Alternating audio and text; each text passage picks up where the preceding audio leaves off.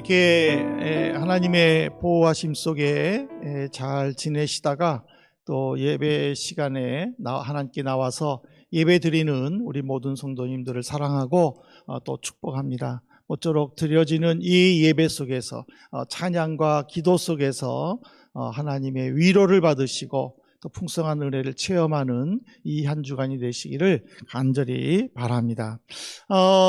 만일, 이거는 우리의 희망사항이지만 만일입니다.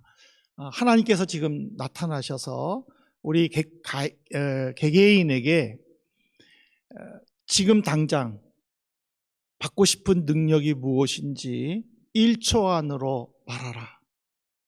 내가 딱 하나만 주겠다라고 우리 성도님들께 하나님이 말씀하신다면 어떤 능력을 달라고 즉시로 말씀하시겠습니까? 내가 줄게, 한 가지만 말해봐 했을 때 이겁니다 라고 말할 수 있는 능력이 무엇이겠습니까? 아마 10사람이면 10사람 모두 다 저마다의 형편과 또 소망에 따라서 이런저런 능력들을 아마 말하지 않을까 싶습니다. 근데 저는 지금까지 살아오고 또 앞으로 살 거를 생각하면은 저는 예지력을 달라고 하나님께 말할 것 같아요. 예지력이라는 것이 무슨 말이냐면요, 이론적으로는 내다볼 수 없다고 생각하는 그 앞날을 미리 지각하는 그 초감각적인 것이 예지고, 예지력이라는 것은 이에 대한 능력이라는 사실입니다. 저도 그러지만은요, 많은 사람들은 어떤 일을 당하고 나서 아이고 내가 왜 진작이라는 한탄을 많이 합니다. 고린도 교회도 그랬죠. 고린도 교회가 은사 중에서 방언이 최고라고 방언을 받아야 된다고 강조할 때에 바울 사도는 그 고린도 교회 성도들을 향하여서 고린도전서 14장 1절에 보면은 사랑을 추구하며 신령한 것들을 사모하되 특별히 예언을 하려고 하라. 그러니까 권면하는 것도 이 방언은 아무도 알아듣지 못하고 심지어 방언으로 기도하는 본인도 이해하지 못하지만은 이 예언은 그거를 듣는 사람들도 다 이해하고 예언을 말하는 자기도 다 깨닫고 있다라는 사실이기 때문입니다. 근데 이런 관점에서 보면 에스더서는 분명히 미리 알았으면 하는 내용과 일치가 됩니다. 그래서 저는 이제 10주 동안 이 에스더서를 살펴보면서 하나님의 은혜를 나누려고 계획을 하고 있습니다. 이 에스더서가 모든 번역 성경에는요, 느헤미야서의 다음으로 지금 나와 있습니다. 근데 이게 그 역사의 시간으로 따져보면은 이 에스더서는 에스라서의 6장과 7, 8장 사이에 이 에스더서가 위치해 있습니다. 그러니까는 에스라서 6장까지를 보면은 이제 수룹바벨의 지도로 이스라엘 백성들이 고레스 왕의 칙령으로 1차로 이제 예루살렘으로 돌아가게 됩니다. 1차로 예루살렘에 돌아간 백성들은 성전과 성벽을 재건을 합니다. 그리고 나서는 이제 2차로 7장부터는 에스라의 지도로 이제 예루살렘으로 돌아와서 이제 영적 대각성 운동을 벌입니다. 그리고 율법에 기록된 대로 살기로 다짐하고 특별히 레위 가문과 제사장 가문에서 물론 일반 성도들, 일반 그 공동체 속에서도 그런 것이 있지만 특별히 레위와 제사장 가문에서 이방 여인과 결혼할 경우에는 모두 이렇게 이혼하기로 결단하는 내용이 에스라서 후반부에 나옵니다.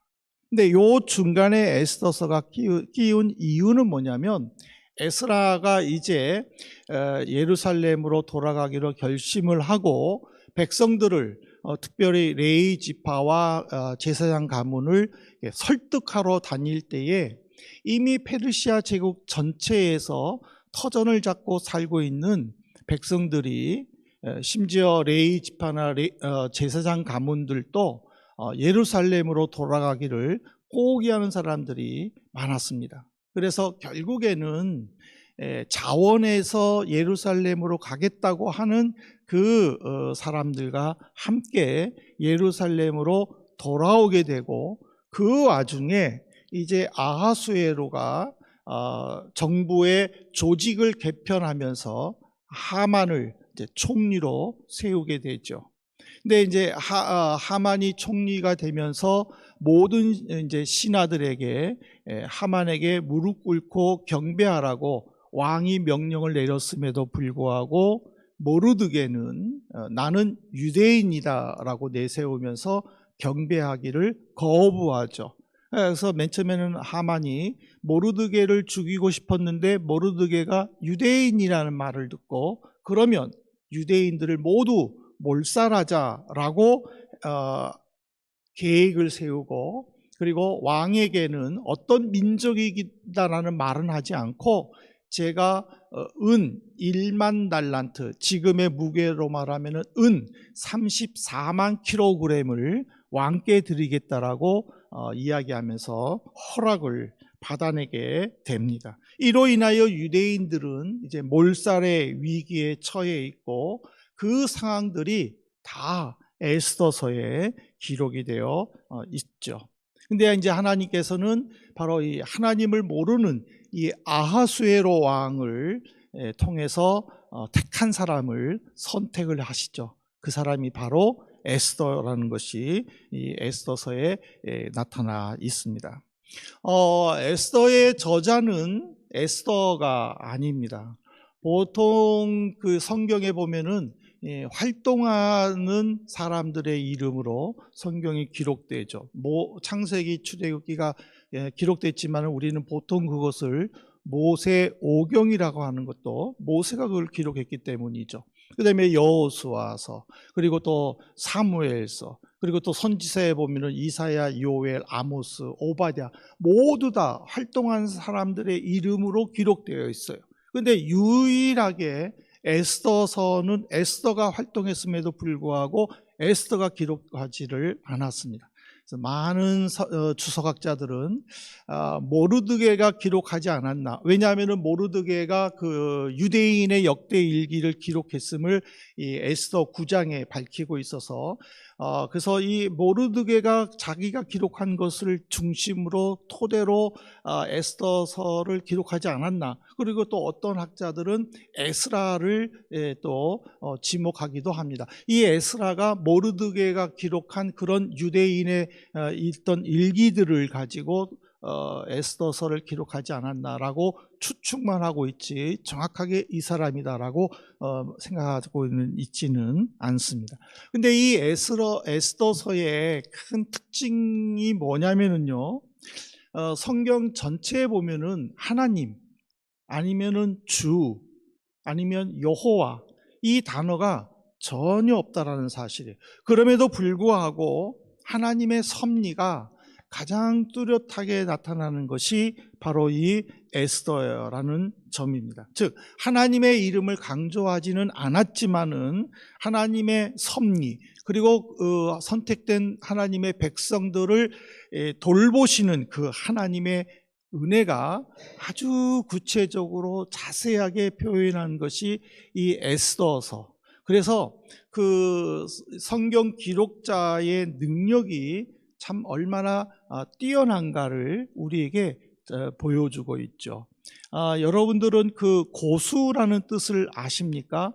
고수? 이 고수라는 뜻을 제가 찾아보니까는요, 어떤 것을 차지한 것을 빼앗기지 않도록 단단히 지키는 것, 아니면은 또 뭐 존경하는 의미로 머리를 조아려 절하는 것, 뭐 또 어떤 분 우리 가정을 위해서 음식 만드신 분들은 뭐 고수가 한 해살이 풀, 뭐 이렇게 생각을 하실 겁니다.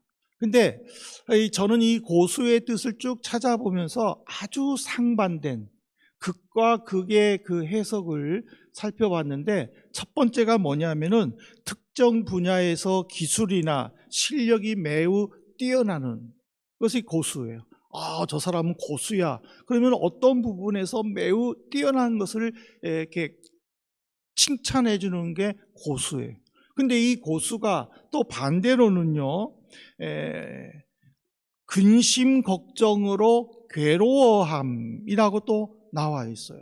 그러니까는 어떤 그 고통, 또 어떤 그 아픔의 어떤 깊은 맛을 또 이 고수로 표현하고 있는 거예요.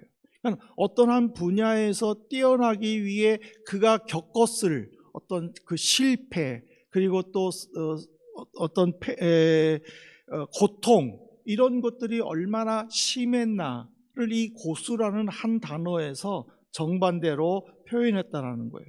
그러니까 저는 그 고수라는 뜻을 보면서 우리도 하나님이 주신 이 어떤 재능이든지 어떤 능력이든지 이거를 하나님이 보내주신 현장에서 고수의 면을 저는 보여야 한다라고 생각을 합니다. 남들보다 월등히 뛰어나지 않으면 도태되는 이 세상에서 내가 살아남기 위해 처절하게 싸우는 것이 아니라 그냥 남들보다 한 걸음 앞서는 그런 모습을 보일 때에 하나님의 영광이 나타난다는 거죠. 그것이 바로 제가 갖고 싶어 했던 능력이라고 말씀드린 예지력이에요. 그냥 남들보다 한 걸음, 뭐 월등히 뛰어나면 좋겠지만 그냥 남들보다 한 걸음만 앞서면, 에스더서도 우리가 지금 에스더서를 읽으니까는 그렇지 그 시대에 모르드게나 에스더가 남들보다 한 걸음만 더 앞섰다면은 이 에스더서의 내용들은 또 다른 모습으로 기록될 수도 있지 않았나를 저는 이 에스더 1장부터 쭉 살펴보면서 그런 생각을 해봤습니다. 우리 성도님들도 1장부터 지금 계속 이 큐티를 통해서 말씀을 지금 묵상하고 계시는데, 이 에스더서를 조금 더 묵상해 보시면서 여러분들이 그런 모습들을 발견할 수 있기를 바랍니다. 그러면 남들보다 최소한 한 걸음이라도 앞서서 나아갈 수 있는 능력을 펼치기 위해서 필요한 것이 뭐냐? 1장에서는 두 가지를 가르쳐 주고 있습니다. 첫 번째로는 이 아하수에로 왕을 통해서 우리들에게 하나님이 주시는 도전은 뭐냐면 너희들의 능력을 잘 사용해라 입니다. 에스더 1장 12절을 보면은요, 그러나 왕후 와스디는 내시가 전하는 왕명을 따르기를 싫어하니 왕이 진노하여 마음속에 불붙는 듯 하더라. 이 아하수에로가 역사적인 이름으로는 크세스라고 전해지죠. 그의 아버지는 다리오 1세입니다. 이 다리오 1세가 얼마만큼 나라를 부강하게 했는지 많은 사람들은 그 다리오에게 대왕이라는 별칭을 부르면서 존경했습니다. 근데 아하수에로는 아버지의 뒤를 이어 왕이 되면서 오직 마케도니아, 우리가 그리스라고 말하는 그 옛날 마케도니아, 즉 땅을 넓힘으로 헬라 제국으로 만든 이 알렉산더 대왕하고의 이 전쟁을 준비하기 위해서 4년을 투자를 하죠. 그렇기 때문에 1장에 180일간의 잔치를 벌였다라는 것은 뭐냐면 그 왕이 되자마자 이 마케도니아와 전쟁을 준비하고 그 전쟁에 이제 최종 점검하며 군사들과 국민들을 격려하기 위해 잔치를 베푼 거예요. 그래서 127개도에 흩어져 있는 수많은 군대 장관들, 그리고 지방 장관들, 총독들을 번갈아 가면서 잔치를 베풀면서 자신의 전쟁을 준비하면서도 6개월 동안 잔치를 베풀었다라는 그런 나라의 그 능력을 한껏 뽐낸 거예요. 근데 이 6개월이 지나고 난 다음에 이제 또 아하수에로는 자기가 살고 있는 수산 성에 있는 모든 남자들을, 성인 남자들을 다 초대해 가지고 잔치를 일주일 동안 베푸죠. 근데 6개월 동안 잔치하는 가운데 아하수에로는 실수를 하지 않았어요. 성경에 기록되지 않았어요. 그런데 이 일주일간의 잔치 속에서 아하수에로가 심각한 실수를 범해요. 그것이 바로 뭐냐면 술이 취한 상태에서 왕후 와스디를 남자들만의 잔치 앞에 나오도록 명령했다라는 점이에요. 이 8절에 보면은 술을 마시는 법을 기록해 놨어요. 그러니까 억지로 강요하지 말고 그냥 본인이 원하는 만큼 마시도록 하라는. 그러니까 이거 너무 취하도록 하지 않게 하려는 배려였어요. 그런데 10절에 보면은 왕은 자기 스스로 그 법을 어긴 거예요. 너무 술이 취하니까 텐션이 폭발하니까는 이제는 왕후의 복장으로 이렇게 남자들만의 잔치에 나오라고 7명의 내시를 보낸 거예요. 이 곤대 근동 지역에서 이 7이라는 숫자는요, 권위를 나타내는 거예요. 그리고 명령한 사람에게 반드시 복종해야 된다는 의미가 담긴 숫자예요. 그러니까는 와스디는 당연히 무조건 왕 앞으로 나가야 하는 무언의 압박을 지금 보낸 거예요. 그런데 와스디는 여자들과의 잔치 속에 있다고, 잔치가 진행된다고 갈 수 없다고 전하여라 하고 넷이 7명에게 이야기한 거예요. 그러니까 그 이야기를 들은 아하수에로 왕이 어떻게 했어요? 엄청 폭발한 거죠. 그러니까 그 잔치가 일순간에 흥이 깨져버린 거예요. 그러니까 이제 또 7명의 신하들이 왕의 그 낯빛을 보면서 왕이시여, 이거는 제국 전체의 남자들에게 모욕을 주는 이것입니다. 왕후의 자리를 폐위해야 됩니다 하고 말을 해요. 만일 아하수에로가 자기가 왕으로서 절대 권력을 행사할 수 있는 이 능력을 겸손하고 그리고 잘 관리했다면은 아버지가 얼마만큼 나라를 세워놨으면 백성들이 대왕이라고 부를 정도로 존경했겠습니까? 그거를 지금 고스란히 자기가 받았잖아요. 그러면 이거를 잘 관리만 했다면은 그 페르시아 제국은 떠오르는 태양으로 끝까지 자기가 죽는 순간까지 아무 어려움이 없이 관리할 수 있었다라는 거죠. 하지만은 그는 교만했고 오만했고 결국에는 이 능력을 그리스와의 2번의 전투에서, 특별히 마지막 전투에서는 살라미스 해전에서 철저하게 패배를 하게 돼요. 그래서 결국 아하수에로는 그리스하고의 싸움을 이제 포기하게 되죠. 그로 말미암아 이제 알렉산더는 점점 더 힘을 키워 페르시아를 먹게 되고, 페르시아를 먹음으로 헬라 제국이 탄생하게 된다는 사실이에요. 그러니까는 자기의 능력을 잘만 관리했다면 어려움이 없었을 뻔했는데 교만함으로 실수한 모습이 우리에게 도전으로 준다라는 거예요. 두 번째로 이 1장에서는요, 와스디를 통해서 우리에게 주는 교훈은 뭐냐면 품위와 위상을 지켜야 한다라는 거예요.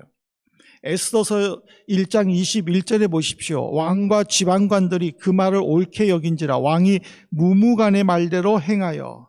이 와스디라는 뜻은요, 아름다운 여인 또는 총애받은 자였어요. 이 와스디는 남성 위주의 사회에서 여자로서 당당했어요. 자기의 의견을 분명히 밝혔어요. 만일 그녀가 허영심에 들떠서 부귀영화에만, 오직 재물에만 목적을 두었다면은 그는 왕의 부름에 즉시 달려갔을 거예요. 무엇을 명령하든 그대로 순종했을 거예요. 왜? 그는 이미 아하수에로와 오래 살았잖아요. 아하수에로의 성격과 의도를 다 알고 있다라는 거예요. 지금 7명의 내시를 불러서 자기를 왜 오게 했는지 알고 있다라는 거예요. 그거에 순종만 해주면은 잠깐이잖아요. 길지도 않잖아요. 1분일 수도 있잖아요. 그 1분만 해주면은 자기는 부귀영화를 누릴 수 있는 거예요. 자기의 허영심과 사치심을 채울 수 있는 거였어요. 그럼에도 불구하고 그녀는 왕으로서의 품위를 잃지를 않았다라는 거예요. 여러분 보세요. 아하수에로가 요구한 게 뭐예요? 에스더 1장 11절이에요. 왕후 와스디를 청하여 왕후의 관을 정지하고 왕 앞으로 나오게 하여 그의 아리따움을 무 백성과 지방관들에게 보이게 하라 하니 왕후의 용모가 보기에 좋았다. 이 성경에는, 이 역사 기록에는 이 와스디가 얼마나 예쁜지 아름다운지 기록되지 않았어요.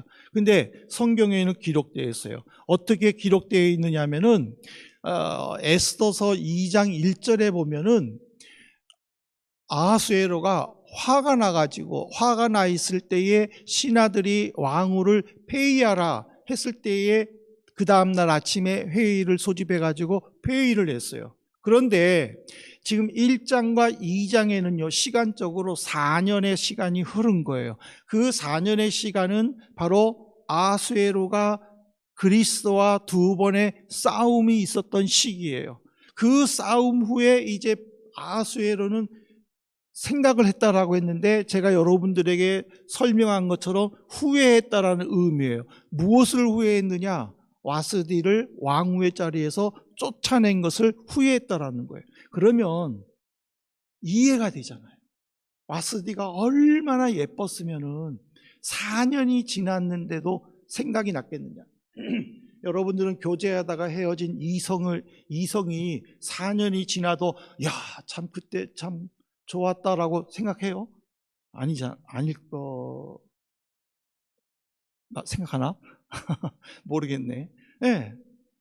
근데 아하수에로는 4년이 지나도 와스디에 대한 그 사랑이 있었다라는 거예요. 그러니까 신하들이 놀래가지고 와스디보다 더 예쁜 처녀를 구하게 하기 위해서 페르시아법에는 왕은 반드시 페르시아 여자랑 결혼해야 된다라고 하는 그 법조항이 있음에도 불구하고 이번에는 왕후는 모든 처녀들을 중에서 뽑자라고 건의를 하게 돼요. 왜냐하면 지금 와스디를 지금 그 갈망하는 그 아하수에로의 마음을 읽은 7명의 신하는요, 와스디가 다시 왕후가 되면 자기들은 죽는 거예요. 왜? 자기들이 앞장서서 왕후의 자리를 폐위시켰기 때문에. 그래서 지금 자기들은 살기 위해 더 예쁜 여인을 고르자라고 지금 건의를 한 거예요. 이렇게 와스디는 얼마나 미모가 출중했어요. 그럼에도 불구하고 그녀는 세상의 부귀영화와 허영심과 사치에 빠지지 않고 품위를 지켰던 거예요. 그로 말미암아 왕후의 자리에 쫓겨났지만은 그의 행동을 통해서 여자는 더 이상 남자의 놀이개가 아니다라는 것을 분명하게 각인시켜줬던 계기가 된 것이 바로 이 1장 11절 이하의 내용이에요. 성도가 가장 존귀하고 아름다운 순간은요, 하나님의 말씀에 순종하면서 순결을 지킬 때일 줄로 믿습니다. 부당한 압박이나 재물의 눈이 어두워서 자신의 영혼까지도 팔겠다라는 그런 정욕적인 모습을 보인다면 성도로서의 아름다움은 사라지는 거예요. 우리의 관심은 어디에 있습니까? 하나님께서 주신 능력을 어떻게 사용하기를 원하십니까? 부당하게 요구하는 이 세상 속에서 성도의 양심을 가지고 그런 세상과 맞설 용기가 있느냐는 거예요. 세상의 화려함과 부요함을 목표에 두고 사라질 세상의 어떤 기쁨에 도취되어 내 재능을 낭비하지 않느냐라는 거예요. 종종 사람들 중에 너무 힘이 든 사람들은요, 이런 말들을 가끔 해요. 야, 내 영혼을 팔아서라도 내가 갖고 싶은 거 한번 가져보면 좋겠다. 서슴없이 말하면 자기의 욕망을 채우고 싶어 합니다. 그리고 그 얻은 그 권력을 한없이 오래가는 것처럼 마음껏 휘두르려고 합니다.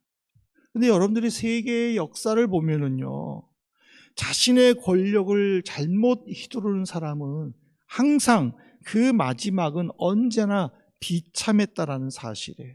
그러니까 이런 역사 속에서 하나님이 역사하시는 것을 우리가 믿는다면은 우리는 하나님의 주시는 그 능력, 그것이 무엇이든지 간에 하나님의 영광을 위해 사용하도록 이 말씀을 통해서 지혜를 얻어야 될 줄로 믿습니다. 이제 말씀을 맺겠습니다. 사랑하는 성도 여러분, 성도님들은 어떤 능력을 받고 싶습니까? 그리고 그 능력을 어떤 모습으로 나타나면서 살고 싶습니까? 그 능력에 대해서는요, 우리는 에스더 1장을 통해 아수에로처럼 교만하고 자기 마음대로, 자기 욕심대로 휘두를 수도 있습니다. 아니면 와스디처럼 절제된 모습으로 나타낼 수도 있습니다. 어떤 능력을 가졌느냐, 그게 중요한 게 아니에요. 그 능력을 어떻게 사용하느냐가 중요한 거예요. 여러분들 미인 방명, 천재 요절이라는 말 들어보셨습니까? 아름다운 여인의 생은 짧고 천재는 일찍 죽는다라는 말이죠. 평균 수명이 이들이 월등히 뛰어난 사람들이 보통의 사람들보다 평균 수명이 짧은 데서 연유됐죠. 근데 분명한 거는요, 내 능력을 무분별하게 사용하면은 아무리 그 사람이 위대하고 그 사람이 능력을 행한다 할지라도 평균 이하의 삶을 산다라는 것을 지금 강조하는 거예요. 이 말은 우리에게 큰 도전을 주는 거예요. 내가 능력이 부족해가지고 괴로워해서 이런 능력이 있으면 정말 좋겠다 생각을 하지만, 근데 막상 그 능력이 나타났을 때 어떻게 사용하겠다라는 분명한 확신과 신념이 없다면은 그 능력이 오히려 나를 비참하게 만들 거라는 거예요. 그리고 아이고 차라리 그것이 없었으면 더 좋았을 텐데라는 후회를 하게 된다라는 사실입니다. 저는 마지막으로 에스더 1장을 이렇게 결론을 내리면서 성도님들께 선포합니다.